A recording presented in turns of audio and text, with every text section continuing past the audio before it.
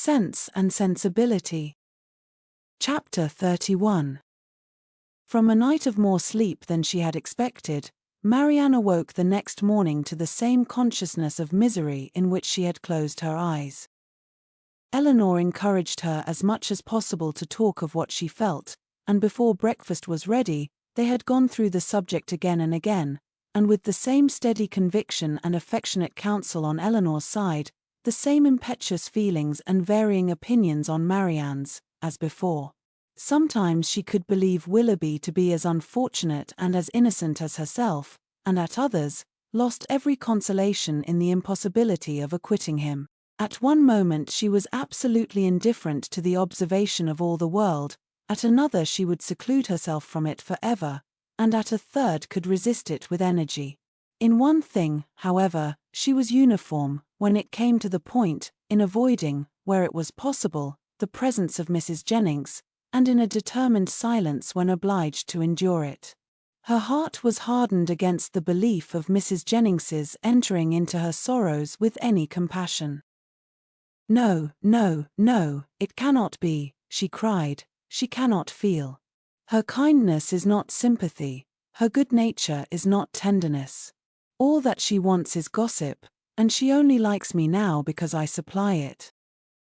Eleanor had not needed this to be assured of the injustice to which her sister was often led in her opinion of others, by the irritable refinement of her own mind, and the too great importance placed by her on the delicacies of a strong sensibility, and the graces of a polished manner. Like half the rest of the world, if more than half there be that are clever and good, Marianne, with excellent abilities and an excellent disposition, was neither reasonable nor candid. She expected from other people the same opinions and feelings as her own, and she judged of their motives by the immediate effect of their actions on herself. Thus a circumstance occurred, while the sisters were together in their own room after breakfast, which sunk the heart of Mrs. Jennings still lower in her estimation, because, through her own weakness, it chanced to prove a source of fresh pain to herself, though Mrs. Jennings was governed in it by an impulse of the utmost goodwill.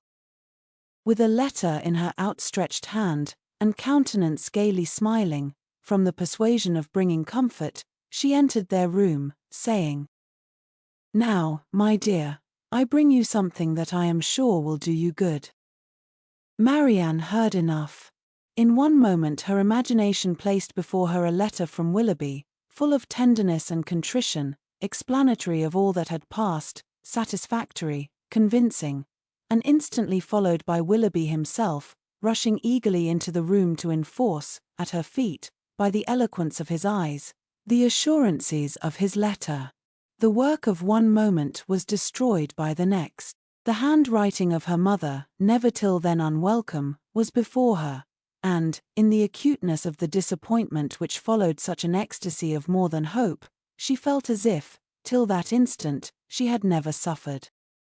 The cruelty of Mrs. Jennings no language, within her reach in her moments of happiest eloquence, could have expressed, and now she could reproach her only by the tears which streamed from her eyes with passionate violence, a reproach, however, so entirely lost on its object, that after many expressions of pity, she withdrew, still referring her to the letter of comfort. But the letter, when she was calm enough to read it, brought little comfort. Willoughby filled every page. Her mother, still confident of their engagement, and relying as warmly as ever on his constancy, had only been roused by Eleanor's application, to entreat from Marianne greater openness towards them both, and this, with such tenderness towards her, such affection for Willoughby, and such a conviction of their future happiness in each other, that she wept with agony through the whole of it. All her impatience to be at home again now returned. Her mother was dearer to her than ever, dearer through the very excess of her mistaken confidence in Willoughby, and she was wildly urgent to be gone. Eleanor, unable herself to determine whether it were better for Marianne to be in London or at Barton, offered no counsel of her own except of patience till their mother's wishes could be known, and at length she obtained her sister's consent to wait for that knowledge. Mrs. Jennings left them earlier than usual, for she could not be easy till the Middletons and Palmers were able to grieve as much as herself, and positively refusing Eleanor's offered attendance, went out alone for the rest of the morning. Eleanor, with a very heavy heart, aware of the pain she was going to communicate, and perceiving, by Marianne's letter, how ill she had succeeded in laying any foundation for it, then sat down to write her mother an account of what had passed, and entreat her directions for the future, while Marianne, who came into the drawing-room on Mrs. Jennings's going away, remained fixed at the table where Eleanor wrote, watching the advancement of her pen, grieving over her for the hardship of such a task, and grieving still more fondly over its effect on her mother. In this manner they had continued about a quarter of an hour, when Marianne, whose nerves could not then bear any sudden noise, was startled by a rap at the door. "Who can this be?" cried Eleanor. "So early too. I thought we had been safe." Marianne moved to the window. "It is Colonel Brandon," said she, with vexation. "We are never safe from him. He will not come in, as Mrs. Jennings is from home." "I will not trust to that," retreating to her own room. "A man who has nothing to do with his own time has no conscience in his intrusion on that of others."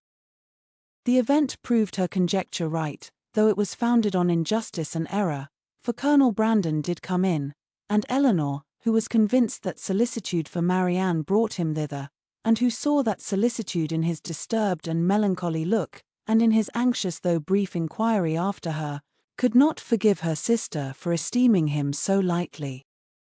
"I met Mrs. Jennings in Bond Street," said he, after the first salutation, "and she encouraged me to come on, and I was the more easily encouraged, because I thought it probable that I might find you alone, which I was very desirous of doing. My object, my wish, my sole wish in desiring it, I believe it is to be a means of giving comfort. No, I must not say comfort, not present comfort, but conviction, lasting conviction to your sister's mind. My regard for her, for yourself, for your mother, will you allow me to prove it, by relating some circumstances which nothing but a very sincere regard, nothing but an earnest desire of being useful, I think I am justified, though where so many hours have been spent in convincing myself that I am right. Is there not some reason to fear I may be wrong?" He stopped. "I understand you," said Eleanor. "You have something to tell me of Mr. Willoughby, that will open his character, father. Your telling it will be the greatest act of friendship that can be shown Marianne. My gratitude will be ensured immediately by any information tending to that end, and hers must be gained by it in time. Pray let me hear it." "You shall, and, to be brief, when I quitted Barton last October, but this will give you no idea, I must go farther back. You will find me a very awkward narrator, Miss Dashwood. I hardly know where to begin. A short account of myself, I believe, will be necessary, and it shall be a short one. On such a subject, sighing heavily, can I have little temptation to be diffuse." He stopped a moment for recollection, and then, with another sigh, went on. "You have probably entirely forgotten a conversation. It is not to be supposed that it could make any impression on you, a conversation between us one evening at Barton Park. It was the evening of a dance in which I alluded to a lady I had once known, as resembling, in some measure, your sister Marianne." "Indeed," answered Eleanor, "I have not forgotten it." He looked pleased by this remembrance, and added, "If I am not deceived by the uncertainty, the partiality of tender recollection, there is a very strong resemblance between them, as well in mind as person. The same warmth of heart, the same eagerness of fancy and spirits. This lady was one of my nearest relations, an orphan from her infancy, and under the guardianship of my father. Our ages were nearly the same, and from our earliest years we were playfellows and friends. I cannot remember the time when I did not love Eliza, and my affection for her, as we grew up, was such, as perhaps, judging from my present forlorn and cheerless gravity, you might think me incapable of having ever felt. Hers, for me, was, I believe, fervent as the attachment of your sister to Mr. Willoughby, and it was, though from a different cause, no less unfortunate. At 17 she was lost to me for ever. She was married against her inclination to my brother. Her fortune was large, and our family estate much encumbered. And this, I fear, is all that can be said for the conduct of one who was at once her uncle and guardian. My brother did not deserve her, he did not even love her. I had hoped that her regard for me would support her under any difficulty, and for some time it did, but at last the misery of her situation, for she experienced great unkindness, overcame all her resolution, and though she had promised me that nothing but how blindly I relate, I have never told you how this was brought on. We were within a few hours of eloping together for Scotland. The treachery, or the folly, of my cousin's maid betrayed us. I was banished to the house of a relation far distant, and she was allowed no liberty, no society, no amusement, till my father's point was gained. I had depended on her fortitude too far, and the blow was a severe one, but had her marriage been happy, so young as I then was, a few months must have reconciled me to it, or at least I should not have now to lament it. This, however, was not the case. My brother had no regard for her, his pleasures were not what they ought to have been, and from the first he treated her unkindly. The consequence of this, upon a mind so young, so lively, so inexperienced as Mrs. Brandon's, was but too natural. She resigned herself at first to all the misery of her situation, and happy had it been if she had not lived to overcome those regrets which the remembrance of me occasioned.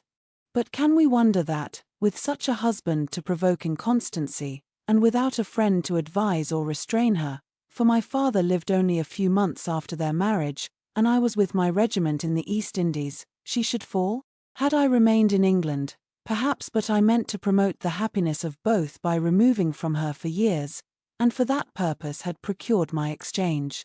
The shock which her marriage had given me, he continued, in a voice of great agitation, was of trifling weight, was nothing to what I felt when I heard, about 2 years afterwards, of her divorce. It was that which threw this gloom, even now the recollection of what I suffered. He could say no more, and rising hastily walked for a few minutes about the room. Eleanor, affected by his relation, and still more by his distress, could not speak. He saw her concern, and coming to her, took her hand, pressed it, and kissed it with grateful respect. A few minutes more of silent exertion enabled him to proceed with composure. It was nearly 3 years after this unhappy period before I returned to England. My first care, when I did arrive, was of course to seek for her, but the search was as fruitless as it was melancholy. I could not trace her beyond her first seducer, and there was every reason to fear that she had removed from him only to sink deeper in a life of sin. Her legal allowance was not adequate to her fortune, nor sufficient for her comfortable maintenance, and I learnt from my brother that the power of receiving it had been made over some months before to another person. He imagined, and calmly could he imagine it, that her extravagance, and consequent distress, had obliged her to dispose of it for some immediate relief. At last, however, and after I had been 6 months in England, I did find her. Regard for a former servant of my own, who had since fallen into misfortune, carried me to visit him in a sponging house, where he was confined for debt, and there, in the same house, under a similar confinement, was my unfortunate sister.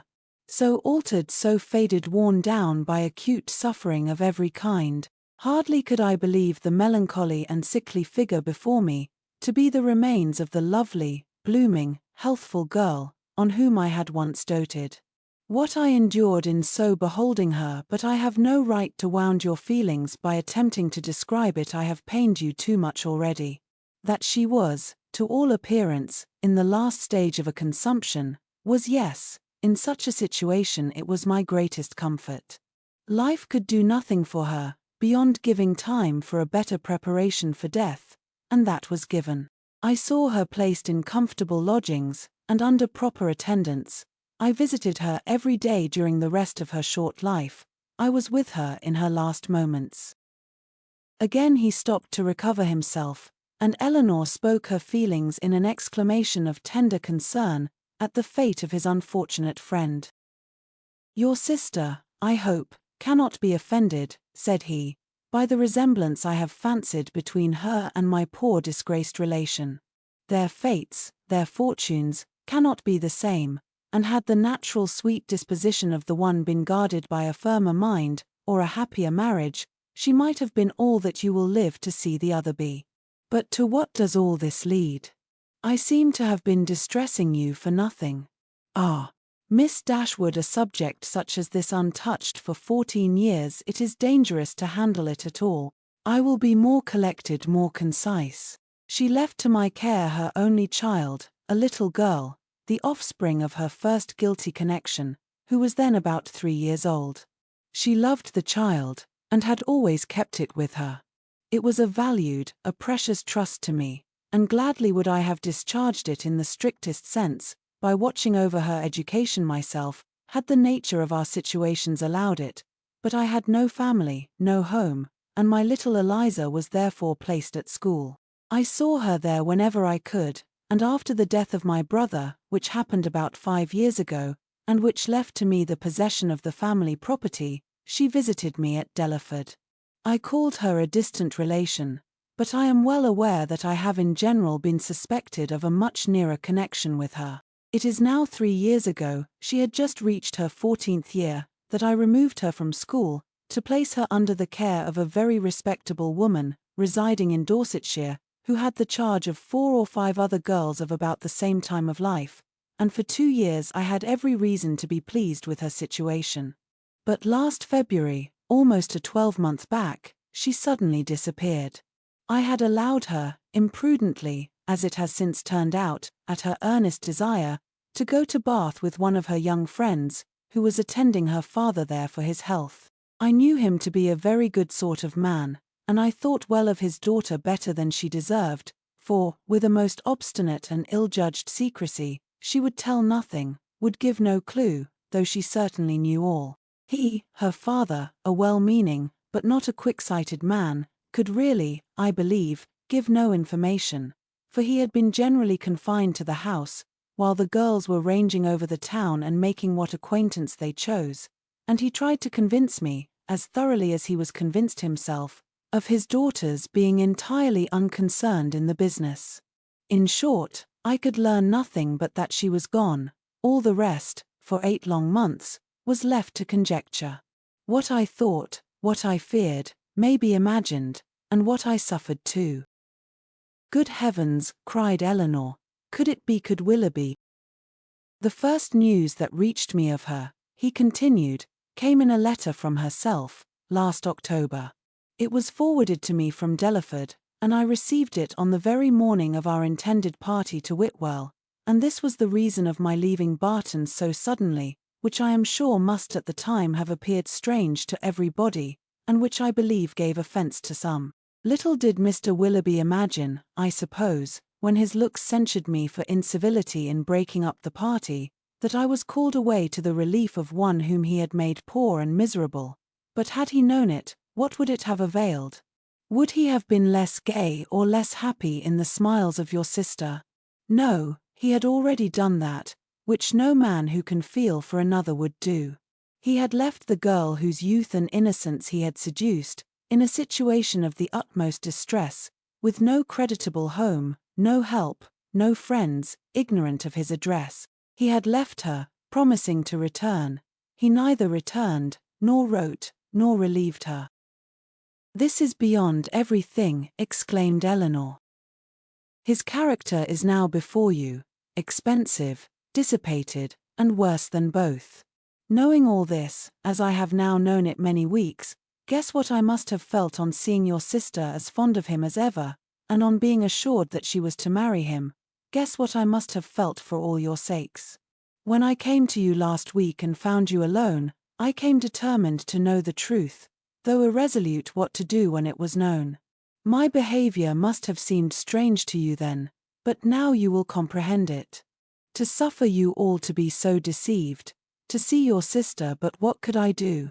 I had no hope of interfering with success, and sometimes I thought your sister's influence might yet reclaim him. But now, after such dishonorable usage, who can tell what were his designs on her? Whatever they may have been, however, she may now, and hereafter doubtless will turn with gratitude towards her own condition, when she compares it with that of my poor Eliza, when she considers the wretched and hopeless situation of this poor girl, and pictures her to herself, with an affection for him so strong, still as strong as her own, and with a mind tormented by self-reproach, which must attend her through life. Surely this comparison must have its use with her. She will feel her own sufferings to be nothing. They proceed from no misconduct, and can bring no disgrace. On the contrary, every friend must be made still more her friend by them. Concern for her unhappiness, and respect for her fortitude under it, must strengthen every attachment. Use your own discretion, however, in communicating to her what I have told you. You must know best what will be its effect, but had I not seriously, and from my heart believed it might be of service, might lessen her regrets, I would not have suffered myself to trouble you with this account of my family afflictions, with a recital which may seem to have been intended to raise myself at the expense of others. Elinor's thanks followed this speech with grateful earnestness, attended too with the assurance of her expecting material advantage to Marianne from the communication of what had passed. I have been more pained, said she, by her endeavours to acquit him than by all the rest, for it irritates her mind more than the most perfect conviction of his unworthiness can do. Now, though at first she will suffer much, I am sure she will soon become easier. Have you, she continued, after a short silence, ever seen Mr. Willoughby since you left him at Barton? Yes, he replied gravely, once I have. One meeting was unavoidable. Elinor, startled by his manner, looked at him anxiously, saying, "What? Have you met him too?" "I could meet him no other way." Eliza had confessed to me, though most reluctantly, the name of her lover, and when he returned to town, which was within a fortnight after myself, we met by appointment, he to defend, I to punish his conduct. We returned unwounded, and the meeting, therefore, never got abroad. Elinor sighed over the fancied necessity of this, but to a man and a soldier she presumed not to censure it. Such, said Colonel Brandon, after a pause, has been the unhappy resemblance between the fate of mother and daughter, and so imperfectly have I discharged my trust. Is she still in town? No, as soon as she recovered from her lying in, for I found her near her delivery, I removed her and her child into the country, and there she remains. Recollecting, soon afterwards, that he was probably dividing Elinor from her sister, he put an end to his visit, receiving from her again the same grateful acknowledgments, and leaving her full of compassion and esteem for him.